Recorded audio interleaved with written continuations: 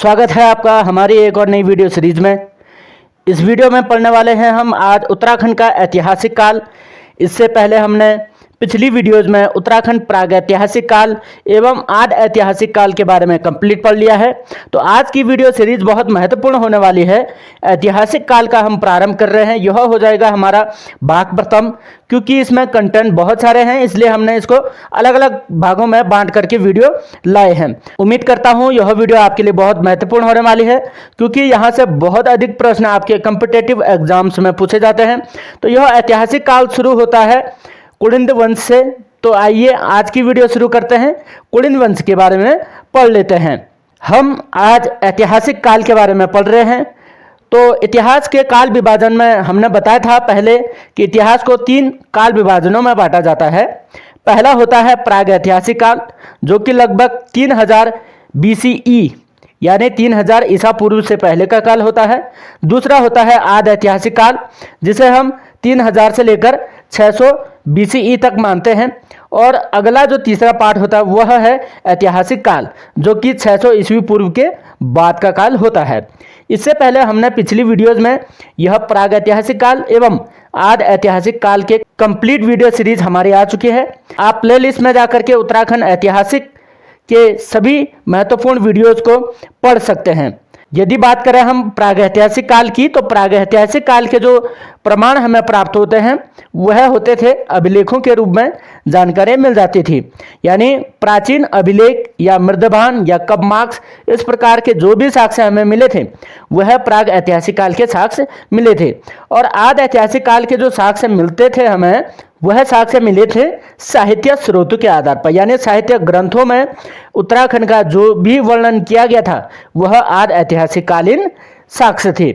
और तीसरा जो अभिलेख हमें अब मिलता है वह मिलता है साहित्य स्रोत के माध्यम से या मुद्राओं के आधार पर, या हम कह सकते हैं लिखित प्रमाण के आधार पर हमें ऐतिहासिक काल के साक्ष्य मिलने लगते हैं। तो आज हम इसी महत्वपूर्ण टॉपिक को पढ़ने वाले हैं। वीडियो को बिना स्किप किए आप अंत तक जरूर देखिएगा, क्योंकि यह वीडियो आपके लिए बहुत महत्वपूर्ण होने वाली है। देखिए, इससे पहले हमने जब प्राग ऐतिहासिक काल और आद ऐतिहासिक काल पढ़ा था उसमें भी हमें बहुत सारी जानकारी मिली थी। अब हम पढ़ रहे हैं ऐतिहासिक काल के बारे में। देखिए, ऐतिहासिक काल कौन सा काल होता है? प्राग ऐतिहासिक और आद ऐतिहासिक के बाद आने वाला जो काल है वह ऐतिहासिक काल है। इस ऐतिहासिक काल में हमें ऐतिहासिक राजवंश, ऐतिहासिक राजनैतिक शक्तियां और इतिहास में हुए कुछ महत्वपूर्ण राजाओं के बारे में जानने को मिलता है। और यह सीरीज हमारी बहुत स्पेशल होने वाली है। तो बात करें यदि ऐतिहासिक काल की, तो उत्तराखंड में ऐतिहासिक काल का जो प्रारंभ होता है उसे कुलिंद काल माना जाता है। देखिए, कुलिंद वंश या कुलिंद काल एक ऐसा काल था जो इतिहास का प्रथम काल भी हम मान सकते हैं, जिनका प्रमाण हमें रामायण, महाभारत, साहित्य आदि ग्रंथों तथा पुरातात्विक स्रोतों एवं मुद्राओं के द्वारा प्राप्त होता है। इन प्रमाणों के माध्यम से हमें ऐतिहासिक कालीन तथ्यों की जानकारियां प्राप्त होती हैं। और यह जो प्रथम ऐतिहासिक काल था इसे हम प्रथम राजनीतिक शक्ति के रूप में भी मानते हैं। यानी यह जो कुलिंद काल था इसे हम प्रथम ऐतिहासिक राजनीतिक शक्ति मानते हैं। प्रथम राजनीतिक शक्ति ने उत्तराखंड में प्रथम शासन किया था, लेकिन इनका जो शासन था वह एक प्रकार से राजनीतिक शासन नहीं माना जाता है, बल्कि उसे हम लोकतांत्रिक शासन मानते हैं। लोकतंत्र में देखिए क्या होता है, जनता के द्वारा जनता के लिए और जनता का शासन होता है। यहाँ पर जो राजा होते थे वह व्यक्तिगत वंशानुगत नहीं होता था, बल्कि यहाँ जनता के द्वारा चुने गए शासक होते थे जो शासन करने में निपुण होते थे। उन्हीं लोगों को राजा बनाया जाता था। और इसीलिए इसमें माना गया है कि वंशानुगत राजा नहीं होते थे, क्योंकि जब भी हम इस ऐतिहासिक काल के प्रारंभिक कुलिंद काल को पढ़ते हैं इसमें हमें अलग अलग प्रकार के या अलग अलग जाति विशेष के या अलग अलग नामों के राजा मिलते हैं। इसका मतलब यही होता है कि यहाँ पर जो शासन था वह लोकतांत्रिक रूप में था। अब बात करें यदि कुलिंद वंश की, तो कुलिंद वंश को हम पूरे उत्तराखंड के पूरे इतिहास का प्रथम राजनीतिक शक्ति कहेंगे। इसलिए कहेंगे क्योंकि यही एक ऐसा वंश था जिसने प्रथम यहाँ उत्तराखंड में शासन प्रारंभ किया। देखिए, अब इस कुलिंद वंश को भी हम अलग अलग कालक्रम में विभाजित करते हैं, क्योंकि कुलिंद वंश का जो समय माना जाता है वह रामायण काल से लेकर के ऐतिहासिक काल तक का समय माना जाता है। बहुत लंबा टाइम पीरियड होता है, इसलिए हमने इसको पढ़ने की दृष्टि से 3 भागों में डिवाइड किया है। देखिए, पहला समय माना जाता है प्राचीन कुलिंद, यानी वे कुलिंद जो बहुत प्राचीन थे, सबसे प्रथम कुलिंद भी हम इन्हीं को मानेंगे। दूसरा समय माना गया है मध्यवर्ती कुलिंद और तीसरा उत्तरवर्ती कुलिंद। और प्राचीन कुलिंदों का जो समय था वह लगभग 1000 ईस्वी पूर्व से लेकर के 600 ईसा पूर्व माना गया है, यानी 1000 BCE से लेकर के 600 BCE, before the common era, और इसे ईस्वी पूर्व का समय मानते हैं। और इनके जो प्रमाण हमें प्राप्त होते हैं वह होते हैं साहित्यिक स्रोतों के आधार पर, यानी रामायण, महाभारत, पुराण आदि जो भी ग्रंथ हैं उन ग्रंथों में प्राचीन कुलिंदों का वर्णन मिलता है। यदि हम दूसरे प्रकार के कुलिंद देखें तो उन्हें मध्यवर्ती कुलिंद कहा गया। इनका समय 500 BCE से लेकर के 200 BCE माना जाता है। और इन कुलिंदों का साक्ष्य हमें साहित्यिक स्रोत एवं पुरातात्विक दोनों प्रकार के स्रोतों से प्राप्त होते हैं। जबकि तीसरे जो कुलिंद माने गए हैं वह उत्तरवर्ती कुलिंद माने गए हैं। इनका समय 200 BCE से लेकर के 300 AD तक माना गया, यानी 200 ईसा पूर्व से लेकर के 300 ईस्वी तक। यदि हम कहें इतिहास का जो जीरो समय था जिसे हम कॉमन एरा कहते हैं, तो कॉमन एरा में उत्तरवर्ती कुलिंदों का काल माना जाता है। और इन उत्तरवर्ती कुलिंदों का जो साक्ष्य हमें प्राप्त होता है वह पुरातात्विक स्रोत एवं मुद्राओं के आधार पर प्राप्त होता है। इस जानकारी को आप स्क्रीनशॉट करके रखिए या अपनी नोटबुक में नोट करके रख सकते हैं, यह महत्वपूर्ण होने वाला है। तो आज की इस वीडियो सीरीज में हम पढ़ने वाले हैं प्राचीन कुलिंदों के बारे में, यानी साहित्यिक स्रोतों में कुलिंदों की कहां कहां से हमें जानकारियां प्राप्त होती है और कुलिंदों के बारे में कौन कौन सी जानकारियां हमें प्राप्त होती हैं। तो यह तो आपको याद ही हो गया कि कुलिंद वंश ऐसा वंश था जिसने उत्तराखंड में प्रथम शासन किया। तो आइए आगे पढ़ते हैं कुलिंदों के बारे में। देखिए, कुलिंदों की जो प्रारंभिक शाखा थी, या हम कह सकते हैं प्राचीन जो कुलिंद थे या प्रारंभिक जो कुलिंद थे, उनका समय माना गया है कब से 1000 BCE से लेकर के 600 BCE के समय में, 1000 ईस्वी पूर्व से लेकर के 600 ईस्वी पूर्व तक माना गया है। और इन कुलिंदों की सबसे प्रथम जानकारी हमें प्राप्त होती है रामायण में। तो वाल्मीकि द्वारा रचित रामायण में भी कुलिंदों का वर्णन प्राप्त होता है। पहले एक नोट हम याद रखें कि प्राचीन कुलिंद काल भारतीय इतिहास के उत्तर वैदिक काल के समकालीन थे। यानी यदि हम भारत के इतिहास को देखें तो वहाँ पर भी हम प्रागैतिहासिक काल पढ़ते हैं, आदि ऐतिहासिक काल पढ़ते हैं, और आदि इतिहास के बाद ही एक काल आता है जिसे हम वैदिक और उत्तर वैदिक काल कहते हैं। वैदिक काल में वेदों की रचना से संबंधित जानकारियाँ प्राप्त होती है। उत्तर वैदिक काल में भारतीय इतिहास में जातियों के आधार पर मानवों का वर्गीकरण किया गया था, यानी मानव जातियों का विभाजन किया गया था। और इस उत्तर वैदिक काल के ही समय में उत्तराखंड में कुलिंद वंश निवास करते थे। देखिए, रामायण में किष्किंधा कांड है। एक किष्किंधा की स्टोरी आपको यदि पता हो तो किष्किंधा में होता क्या है, किष्किंधा नरेश होते हैं महाराज बाली, और बाली सुग्रीव के साथ जो अत्याचार करता है उसके अत्याचारों से प्रताड़ित होकर के सुग्रीव राम के पास पहुंचता है, और भगवान राम जो है सुग्रीव को बाली का वध करने के बाद किष्किंधा का महाराज बना देते हैं, और उसके बाद वहां का युवराज बनाया जाता है बाली पुत्र अंगद को। तो किष्किंधा कांड में प्रमुख जो कार्य होता है वह होता है बाली का वध। तो इस समय में, यानी इस किष्किंधा कांड में उत्तराखंड के कुलिंदों के बारे में क्या कहा गया है, तो किष्किंधा कांड में कहा गया उत्तराखंड के बारे में कि इस कांड में उदीची दिशा के स्थलों में एक नाम पुलिंदाश्च या कुलिंदाश्च भी मिलता है। यानी इस कांड में उत्तराखंड के लिए पुलिंदाश्च या कुलिंदाश्च कहा गया है, यानी जिस क्षेत्र में कुलिंद या पुलिंद लोग निवास करते हैं उस क्षेत्र को कुलिंदाश्च या पुलिंदाश्च कहा गया है। यानी इस रामायण काल के किष्किंधा कांड के समय उत्तराखंड में पुलिंद लोग रहते थे या कुलिंद लोग रहते थे जो कि उत्तराखंड में शासन करते थे। यह कहा गया है रामायण के किष्किंधा कांड के अंदर। और इस किष्किंधा कांड में हुआ क्या था, वाली का वध होता है और उसके बाद सुग्रीव को यहाँ का शासक बना दिया जाता है। तो यह थी रामायण में जानकारी कुलिंदों से संबंधित। अब कुलिंद जाति को लेकर के महाभारत में सर्वाधिक वर्णन हमें देखने को मिलता है और महाभारत एक ऐसा ग्रंथ है, विश्व का सबसे बड़ा ग्रंथ है और इस महाभारत में उत्तराखंड की कुलिंद जाति से संबंधित बहुत जानकारियां हमें मिलती है। यानी महाभारत में ही उत्तराखंड की कुलिंद जाति का सर्वाधिक वर्णन मिलता है, वह भी प्राचीन कुलिंद जाति से संबंधित। तो महाभारत में अलग अलग पर्वों में उत्तराखंड का वर्णन मिलता है। जैसे पहला है सभा पर्व।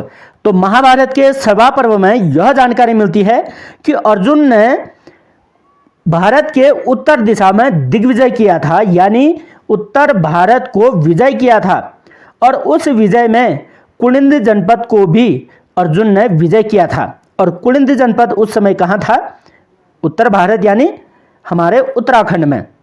तो उस समय इसे एक जनपद का रूप दिया गया। जनपद का मतलब जैसे आज हम जानते हैं, हमने आजकल जनपदों के रूप में जैसे देहरादून जनपद, हरिद्वार जनपद या चमोली, उत्तरकाशी अलग अलग जनपदों में विभाजित कर दिया है। वैसे ही यहाँ पर एक जनपद था जिसे कि कुलिंद जनपद कहा गया है। तो महाभारत के अनुसार अर्जुन ने दिग्विजय करके कुलिंद जनपद को जीता था, यानी कुलिंद लोगों में विजय की थी। और इस आधार पर हमें पता चलता है कि महाभारत के सभा पर्व के समय में भी उत्तराखंड में कुलिंद जाति निवास करती थी। और साथ ही साथ यह भी कहा गया कि युधिष्ठिर ने जब राजसूय यज्ञ करवाया था उस समय उत्तर कुरु क्षेत्र से, यानी उत्तर कुरु का मतलब है उत्तराखंड, तो उत्तराखंड से ही कुलिंद जनपद के राजाओं के द्वारा हस्तिनापुर महाराज युधिष्ठिर को कुछ उपहार स्वरूप सामग्रियां भेजी थी, जिनमें कहा जाता है कि कुछ औषधियां भी भेजी थी, गंगाजल भेजा था, पिपलिका स्वर्ण भेजा था और मधु भेजा था। तो औषधियां, दवाइयां भी भेजी थी। गंगाजल, गंगा का उद्गम उत्तराखंड में है इसलिए यहाँ से गंगाजल भेजा गया। और पिपलिका स्वर्ण का मतलब नदियों के रेत से छंटे हुए स्वर्ण, नदियों की रेत से निकाले हुए स्वर्ण भेजे गए थे। साथ ही साथ मधु भेजा था, मधु का मतलब शहद भी भेजा गया था। और महाराज युधिष्ठिर को उपहार स्वरूप यहाँ से कुलिंद राजाओं ने हस्तिनापुर भेजा था। यह भी जानकारी मिलती है सभा पर्व में। देखिए, सभा पर्व में कुलिंदों को द्विज श्रेष्ठ कहा गया है, यानी हम कह सकते हैं कि महाभारत में कुलिंद जाति को द्विज श्रेष्ठ नाम से भी पुकारा गया है। द्विज श्रेष्ठ का मतलब होता है द्विजों में श्रेष्ठ या द्विजों में प्रधान, यानी जो द्विज लोग होते थे उनमें सबसे प्रधान कुलिंद जाति के लोग होते थे। और इन कुलिंदों को इतिहासकारों ने आर्य जाति के लोग कहा है। देखिए, अशोक ने भी अपने शिलालेखों में कुलिंदों को पुलिंद शब्द से पुकारा था और ये वही कुलिंद है जिन्होंने पहली बार उत्तराखंड में शासन किया था और इन्हीं को आर्य जाति के लोग कहा गया है। आर्य का मतलब होता था महान या श्रेष्ठ, वही श्रेष्ठ द्विज श्रेष्ठ कहलाए महाभारत काल में। यह भी सभा पर्व में वर्णित किया गया है। देखिए, महाभारत में ही एक वन पर्व होता है और वन पर्व में भी कुलिंदों के बारे में जानकारियां मिलती हैं। देखिए, वन पर्व में होता क्या है कि पांडवों का वनवास होता है और इस वनवास के दौरान पांडव एक रात कुलिंदाधिपति सुबाहु की राजधानी सुबाहुपुर में रुके थे। यानी जब पांडवों ने वनवास धारण किया था उसके पश्चात वन भ्रमण के दौरान वह एक बार सुबाहुपुर भी आए थे और यहाँ पर राजा सुबाहु उस समय शासन करते थे और उन्हें कुलिंदाधिपति कहा गया है, यानी कुलिंदों का अधिपति, कुलिंदों का राजा कुलिंदाधिपति कहलाया। इसका मतलब उस समय जो सुबाहु राजा सुबाहुपुर में शासन कर रहे थे वह भी कुलिंद जाति से ही संबंधित थे और कुलिंदाधिपति इनकी एक उपाधि थी, यानी इस राजा की उपाधि, सुबाहु की उपाधि कुलिंदाधिपति कहलाई और इन राजा का नाम सुबाहु था। साथ ही साथ सुबाहुपुर इनकी राजधानी थी और वर्तमान में यह सुबाहुपुर श्री क्षेत्र यानी श्रीनगर कहलाया। और यह श्रीनगर पौड़ी गढ़वाल का एक महत्वपूर्ण शहर है जो कि अलकनंदा नदी के किनारे स्थित है। और साथ ही साथ महाभारत के 20वें पर्व में भी कुलिंदों के बारे में कुछ बातें कही गई है। जैसे 20वें पर्व में क्या कहा गया है, देखिए, महाभारत में कुलिंद नरेश ने कौरवों के विरुद्ध युद्ध में पांडवों का साथ दिया था। यानी जो कुलिंदों का राजा था सुबाहु, जो कि श्रीनगर के राजा थे, इन्होंने महाभारत में भी युद्ध किया और पांडवों की ओर से युद्ध किया, क्योंकि एक बार पांडव इनके राज्य में आए थे तो पांडवों से इनकी अच्छी मित्रता होगी और कौरवों के खिलाफ इन्होंने युद्ध किया था और उसमें महाराज सुबाहु का योगदान था। और किरात राज सुबाहु की उस समय राजधानी श्री क्षेत्र मानी गई थी और यह श्री क्षेत्र आज श्रीनगर कहलाता है। पौड़ी गढ़वाल का श्रीनगर श्री क्षेत्र कहलाता है, जिसे कि सुबाहुपुर भी कहा गया। सुबाहुपुर तो इसीलिए कहा गया क्योंकि सुबाहु की राजधानी थी और यहाँ पर कुलिंदाधिपति सुबाहु का शासन होता था। और कई बार यह भी प्रश्न पूछा जाता है कि श्रीनगर का प्राचीन नाम क्या था, तो श्रीनगर का प्राचीन नाम श्री क्षेत्र था, जो कि महाभारत में वर्णित किया गया है। एक स्पेशल नोट आप याद रखें कि कुलिंद वंश का प्रथम ज्ञात शासक सुबाहु था।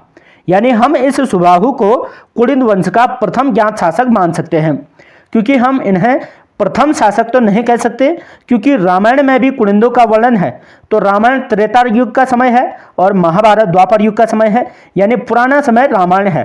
तो रामायण में कौन राजा था इसकी कोई जानकारी प्राप्त नहीं होती है और महाभारत में आकर के हमें जानकारी प्राप्त होती है कि पहला ज्ञात शासक सुबाहु था, जिसकी राजधानी श्रीनगर थी। मुझे उम्मीद है कि आप इस कंटेंट को अच्छे से समझ गए होंगे। तो आइए आगे और पढ़ते हैं।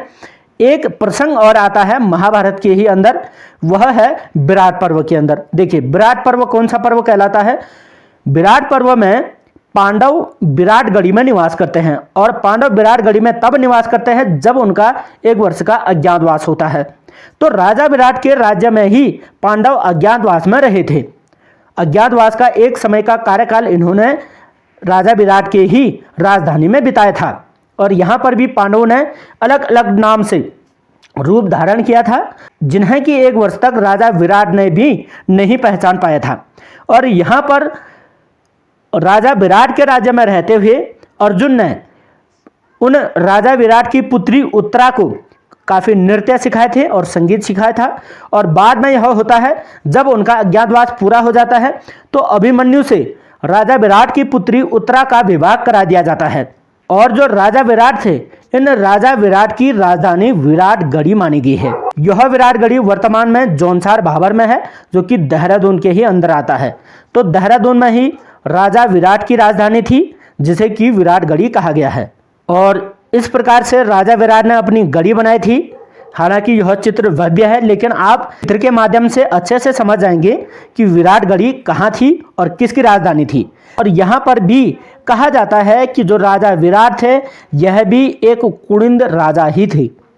तो पहले ज्ञात शासक हमें प्राप्त होते हैं कौन? सुबाहु। और दूसरे ज्ञात शासक प्राप्त होते हैं कौन? विराट। तो सुबाहु के पश्चात कुलिंद वंश का दूसरा ज्ञात शासक ही विराट राजा थे। तो विराट राजा कुलिंद जाति से संबंधित थे और साथ ही साथ जो प्रथम ज्ञात शासक थे सुबाहु, वे भी कुलिंद राजा ही थे। और यह थी हमारी महत्वपूर्ण महाभारत में वर्णित कुलिंद राजाओं से संबंधित जानकारी। तो महाभारत में 2 प्रकार के कुलिंद राजाओं का वर्णन मिलता है, पहला सुबाहु और दूसरा विराट राजा। तो अब रामायण और महाभारत के अतिरिक्त भी कुछ पुराणों में कुलिंद जातियों से संबंधित जानकारियां मिलती हैं और यहाँ पर 3 महत्वपूर्ण पुराणों में कुलिंद जाति का वर्णन मिलता है। जैसे पहला मिलता है हमें मार्कंडेय पुराण में। मार्कंडेय पुराण में कुलिंदों के बारे में एक शब्द दिया गया है, वह कहा गया सतद्रुजा कुलिंदाश्च, यानी कुलिंद शब्द का वर्णन यहाँ पर भी प्राप्त होता है, जो कि उत्तराखंड में उस समय निवास करते थे। दूसरा विष्णु पुराण में, तो विष्णु पुराण के अंदर भी कुलिंदोपत्य का शब्द दिया गया है, यानी कुलिंद जाति, जिसे हम कुलिंद जाति कहते हैं, उनका वर्णन विष्णु पुराण में भी प्राप्त होता है। तीसरा महत्वपूर्ण पुराण है ब्रह्म पुराण। ब्रह्म पुराण में भी कुलिंद जाति के लिए एक शब्द दिया गया है, वह कहा गया रुषणाश्च कुलिंदाश्च, यानी कुलिंद शब्द यहाँ भी प्रयोग किया गया है। तो इसका मतलब उत्तराखंड में प्रथम जो राजनीतिक शक्ति थी वह वास्तव में कुलिंद जाति थी, यानी कुलिंद लोगों ने ही उत्तराखंड में पहला शासन किया था। इस प्रकार से प्रमुख ग्रंथों में हमें कुलिंदों से संबंधित जानकारियां प्राप्त होती हैं। आइए आगे देखते हैं। कुलिंद जाति का यदि हम बात करें इन ग्रंथों के माध्यम से, उत्तराखंड में कुलिंद जाति का जो निवास माना गया है, रामायण, महाभारत एवं पुराणों के माध्यम से जो कुलिंद जाति का सबसे प्राचीन वाली शाखा थी, यानी सबसे प्राचीन जो कुलिंद थे, उन्होंने उत्तराखंड में कहाँ कहाँ निवास किया। अभी जितने भी ग्रंथों में हमने कुलिंद जाति से संबंधित वर्णन देखा, उसके आधार पर माना जाता है कि उत्तराखंड के कुछ क्षेत्रों में जहां पर कि कुलिंद जाति उस काल में निवास करती थी, वह क्षेत्र कौन कौन से थे। उत्तराखंड का एक क्षेत्र था जो था विराट राजा का राज्य। तो विराट राजा का राज्य देहरादून जनपद के ही विराटगढ़ी में इनकी राजधानी थी और यह वर्तमान देहरादून के भाबर क्षेत्र में पड़ता है। यहाँ पर कुलिंद राजा विराट की राजधानी हुआ करती थी। यह कहा गया है किसमें, महाभारत के वन पर्व में। और दूसरा है सुबाहु की राजधानी। तो सुबाहु की राजधानी को माना गया है कि यहाँ सतलज नदी से, पंजाब के सतलज नदी से अलकनंदा नदी घाटी तक यहाँ पर सुबाहु का शासन चलता था। यानी सुबाहु की राजधानी तो यहाँ पौड़ी गढ़वाल के श्रीनगर में थी, लेकिन अलकनंदा घाटी तक इस सुबाहु का शासन चलता था। यदि राजा सुबाहु की हम बात करें तो सुबाहु ने यहीं श्रीनगर से जाकर के हस्तिनापुर में महाभारत का युद्ध लड़ा था और पांडवों की ओर से कौरवों के साथ युद्ध किया था। और सुबाहु को माना जाता है कि एक समय था यह मालिनी नदी के निकट पौड़ी गढ़वाल में, जो कि कोटद्वार में है, यहाँ पर एक विद्यापीठ हुआ करता था जिसे हम कण्वाश्रम कहते थे। और कण्वाश्रम में कालिदास के द्वारा विरचित जो अभिज्ञान शाकुंतलम है, उसमें महारानी शकुंतला तथा जो भरत था उनका पुत्र, उन दोनों को भी कुलिंद जाति के ही कहा जाता है। यानी सुबाहु का उन लोगों से भी अच्छे संबंध थे। तो सुबाहु राजा का संबंध यहाँ सतलज नदी से लेकर के अलकनंदा नदी घाटी तक इनका शासन माना जाता है। साथ ही साथ यहाँ पर एक जो हरिद्वार क्षेत्र था, हरिद्वार क्षेत्र में इस काल में माना जाता है कि नाग राजा कौरव्य का शासन था। और कौरव्य का शासन हरिद्वार में होने के बाद यहाँ पर पांडवों के भाई अर्जुन जो थे, अर्जुन ने उनकी पुत्री से विवाह भी किया था। यह भी वर्णन महाभारत के ही अंदर मिलता है। तो नाग राजा थे, उनका नाम था कौरव्य। तो उनकी पुत्री से विवाह कौन करते हैं, अर्जुन करते हैं। और कहा जाता है कि इस चमोली जनपद के ज्योतिर्मठ, यानी जो वर्तमान में जोशीमठ है, यहाँ से लेकर के कुमाऊं क्षेत्र तक एक राक्षस का शासन चलता था। उनका नाम था बाणासुर। यानी बाणासुर की राजधानी ज्योतिषपुर माना जाता था। ज्योतिषपुर यानी ज्योतिर्मठ जिसे हम कहते हैं, या हम वर्तमान में इसे जोशीमठ कहते हैं। तो जोशीमठ में बाणासुर का भी राज्य था और यह समय भी था महाभारत काल के दौरान। और इसका शासन यहाँ जोशीमठ से लेकर के कुमाऊं क्षेत्र, पिथौरागढ़ क्षेत्र तक माना जाता है। और ये जो नाग राजा कौरव्य थे, आपने एक प्रागैतिहासिक काल में पुरातात्विक साक्ष्यों में पढ़ा था कि नाग राजाओं के जो अवशेष मिले हैं, उन नाग राजाओं के अवशेष गोपेश्वर के त्रिशूल लेक में भी मिले हैं।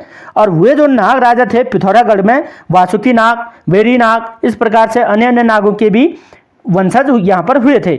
हो सकता है कि उन्हीं नाग राजाओं में से एक कौरव्य जो नाग राजा थे ये भी रहे होंगे और इनकी पुत्री से अर्जुन ने विवाह किया था। तो ये थी हमारी रामायण, महाभारत एवं पुराण में कुलिंद जाति से संबंधित वर्णन।